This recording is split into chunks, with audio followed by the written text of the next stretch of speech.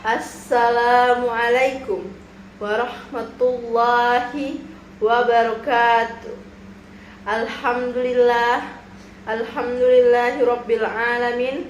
Wabihi nasta'inu ala umurid dunya waddin. Wassalatu wassalamu ala asrafil anbiya'i wal mursalin wa ala alihi wassahbihi ajma'in, amma ba'd. Marilah bersama-sama kita panjatkan puja dan puji syukur atas segala nikmat dan karunia yang telah Allah subhanahu wa ta'ala limpahkan kepada kita semua. Pada hari ini kita semua dapat berkumpul pada kesempatan hari ini di dalam kelas yang sangat indah ini. Marilah bersama-sama kita panjatkan sholawat serta salam. Semoga selalu tercurah pada junjungan kita Rasulullah Muhammad sallallahu alaihi wasallam, Nabi yang kita cintai, yang kita rindukan bersama, Nabi yang kita sama-sama nantikan syafaatnya di yaumul akhir nanti. Semoga kita menjadi golongan umatnya yang memperoleh dan mendapatkan syafaatnya. Amin, amin ya rabbal alamin.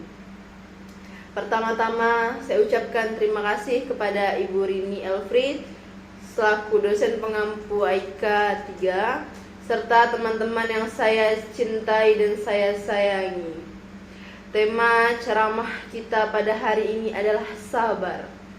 Sabar adalah kata yang mudah jika diucapkan, namun terus terang saja, sabar sangat sulit untuk dipraktikkan dalam kehidupan sehari-hari, untuk dilakukan, karena tidak semua orang dapat menjadi sabar dengan cobaan yang harus kita hadapi. Padahal kita pasti menyadari bahwa Allah sangat mencintai mereka yang senantiasa bersabar. Allah subhanahu wa ta'ala pernah berfirman dalam Al-Quran surah Al-Baqarah ayat 153 yang berbunyi, Ya ayyuhallazina amanu sta'inu bisabri wassalah innallaha ma'as-sabirin, yang artinya, wahai orang-orang yang beriman, mohonlah pertolongan kepada Allah dengan sabar dan sholat. Sungguh Allah beserta orang-orang yang sabar. Quran surah Al-Baqarah ayat 153.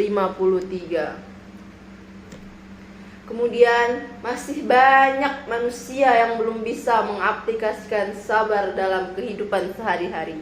Contohnya, masih banyak orang yang kurang sabar dalam mengantri di supermarket. Kemudian, sabar itu juga harus kita tanamkan, kita terapkan mulai sejak dini kepada anak-anak kita. Contohnya, untuk sabar mengantri dalam melakukan aktivitas cuci tangan sebelum makan di sekolah maupun di rumah. Kemudian, dari ayat di atas, maka sudah sangat jelas bahwa Allah amat suka mereka yang senantiasa bersabar. Allah bahkan menegaskan bahwa dirinya selalu bersama mereka, orang-orang yang sabar. Maka sudah selayaknya sebagai hambanya yang mengharapkan ganjaran, kita senantiasa bersabar saat mendapat ujian dari Allah subhanahu wa ta'ala. Allah sengaja menguji ketakwaan dan keimanan umatnya dengan berbagai cara. Tidak selalu sama cara yang Allah berikan, bisa ringan dan juga tidak selalu ringan, tapi juga tidak selalu berat. Hal tersebut semata-mata karena Allah ingin tahu apakah umatnya memang beriman dan hanya meminta pertolongan kepadanya, atau justru berpaling dan mengingkari ajarannya di saat Allah memberikan ujiannya. Apakah umatnya itu mampu bersabar dalam menghadapi ujian?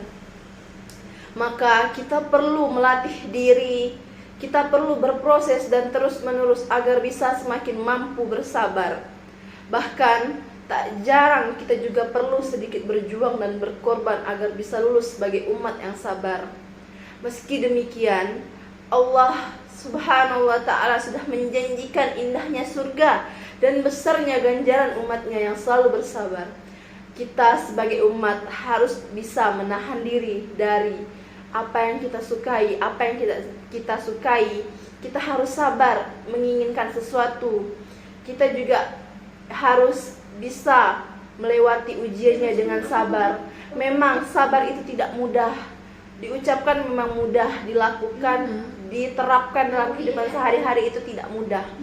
Jadi memang sabar itu sangat berat. Namun Allah sendiri sudah menjamin ganjarannya dan pahala yang luar biasa yang kita bisa dapatkan jika kita melaksanakan sabar itu dengan baik. Kita bisa melaksanakan sabar itu dengan benar, maka kita akan mendapatkan surganya Allah. Kita akan mendapatkan naiknya kelas setelah ujian yang berat. Kita akan naik kelas, kita akan mendapatkan ujian kembali. Disitulah kesabaran kita diuji. Disitulah kita harus berminta tolong kepada Allah. Jika kita mengingkari, kita berpaling dari Allah, kita tidak akan mendapatkan ganjarannya, kita tidak akan mendapatkan pahalanya, kita tidak akan mendapatkan surganya Allah. Maka dari itu, kita sebagai umat manusia, kita harus bersabar dalam menghadapi ujian yang telah diberikan oleh Allah Subhanahu wa Ta'ala, agar kita mendapatkan pahala yang luar biasa dari Allah. Kita mendapatkan surganya Allah.